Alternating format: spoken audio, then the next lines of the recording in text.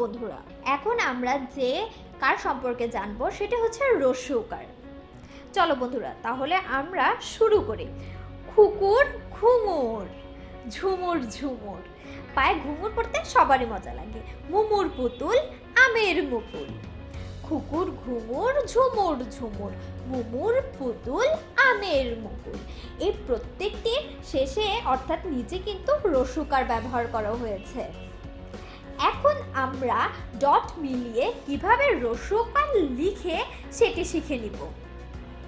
আমরা কিন্তু বারবার বলছি, আমরা এই কার শেখার মাধ্যমে নতুন নতুন অনেক শব্দ শিখতে পারবো এবং আমরা এই কার ব্যবহার করার মাধ্যমে সুন্দর এবং সঠিকভাবে বাংলা লিখতে পারবো, কারণ শব্দের মাঝখানে তো সবসময় আমরা স্বরবর্ণের পূর্ণ রূপ ব্যবহার করতে পারবো না। খুকু, মুমু, ঘুঙুর, ফুল, পড়ি ও লিখি, দুপুর বেলা মুমুর খেলা। এখন আমরা শব্দের শেষে দাড়ি বসিয়ে এই অধ্যায়টির সমাপ্ত ঘোষণা করব। ধন্যবাদ।